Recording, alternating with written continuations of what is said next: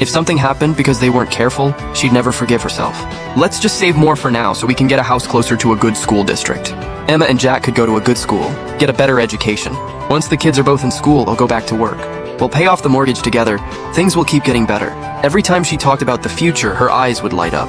That was her hope for our life, her love for this family. She budgeted down to the penny comparing prices at the grocery store, only buying clothes on sale using drugstore skincare that cost almost nothing. She'd even hesitate over buying herself a hair tie. She spent every dollar on the kids in this house. Never let herself spend a cent. But I just couldn't connect with her anymore. She'd talk to me about Emma's new foods, Jack's sleep schedule, preschool enrollment deadlines, and I would just zone out. None of it registered. She'd tell me some funny thing that happened at the park, and I'd just nod along, feeling irritated the whole time she wanted to open up to me. And I'd always use work as an excuse and disappear into my office, or just fall asleep. I even started dreading being alone with her, dreading seeing how exhausted she looked, dreading that faint smell of milk and cooking oil on her, a smell that used to make me feel at home now. It made me feel like I couldn't breathe. That afternoon, a bunch of fresh college grads started at the office full of energy, so excited about their new careers. A few departments organized a dinner to welcome them. My assistant knocked on my door, smiling. Mr. Carter, the other managers are all bringing their spouses. You should invite Lindsay too, it'd be nice for everyone to meet her. She'd get to relax a bit too. I hesitated for a moment, then texted Lindsay there's a company dinner with spouses, want to come. Usually for stuff like this, she'd say she couldn't leave the kids, or just say no outright. I knew exactly why. It wasn't that she didn't want to come. She was insecure. After having Jack, her weight had climbed to over 160. She'd tried dieting, exercise, postpartum recovery, but with staying up all night with the baby, she never had time to eat properly and the weight just wouldn't come off. None of her old clothes fit anymore, but she wouldn't spend money on new ones, always saying she'd buy new clothes once she lost the weight. Buying now would be a waste. Most days she'd just wear my old t-shirts or throw on a baggy black hoodie, covering herself up completely. A couple minutes later, Lindsay texted back and I could feel the nervousness in every word. Honey, are you gonna be embarrassed by me? I don't have to go. I gripped my phone, my knuckles turning white. I typed of course not, but inside I was dreading it. If she showed up in that ratty sweatsuit, she'd be the joke of the office. And how would that make me look as a manager? The dinner was at this upscale Japanese place near the office. Beautifully decorated, great vibe. The new hires had picked it specifically, planning to let us foot the bill by the time I got to the private room. Lindsay was already there, sitting in the corner.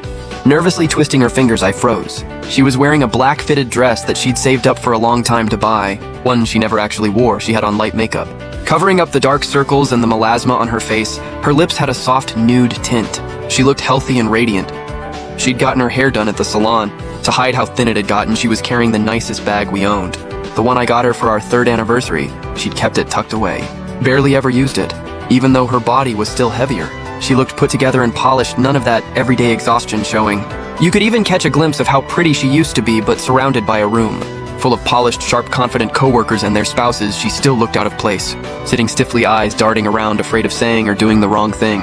Watching her like that, something in my chest tightened, a bittersweet feeling. I remembered her right after college. She was just like this, brand new to the workforce, wearing sharp professional outfits, camera in hand, chasing stories all over town, facing down big shot interviewees, handling any situation with total confidence and ease, living boldly on her own terms. Fire in her eyes, a clear path ahead. It was this marriage, it was our 2 kids. It was the daily grind that wore down every sharp edge she had, drained all her spark and turned her into someone whose whole world revolved around home. Completely cut off from the outside world after 3 years as a stay-at-home mom. Her old co-workers had drifted away. Her professional skills had gotten rusty. Now, whenever she heard people casually drop industry jargon or office slang, she'd get this envious look. That used to be her everyday life, something she truly loved. But now her whole social circle was just me and the kids, plus a few other moms in the neighborhood. Once Emma got a little older, the thing that made her happiest was finally having a little buddy to keep her company. She'd take Emma to watch cartoons, browse bookstores, go to the playground, get ice cream, holding Emma's hand everywhere they went. Her eyes so full of warmth. That was the one bright spot in her otherwise dull days. I pushed down all these tangled feelings, walked over quickly and pulled a chair out next to me for her. Holding her hand tight, her hands felt rough, with calluses on her palms from years of housework and carrying the kids. Nothing like the smooth, soft hands of the other working women. This is my wife, Lindsay. She used to be an amazing reporter at the state paper. She gave up her whole career for this family. Staying home with the kids hasn't been easy on her. Please look out for her, be nice to her. As soon as I said it, the whole room erupted in cheers and applause. Everyone started complimenting how devoted Lindsay was, and I felt her whole body relax. She smiled shyly, her cheeks turning pink, and soon the other spouses started showing up too.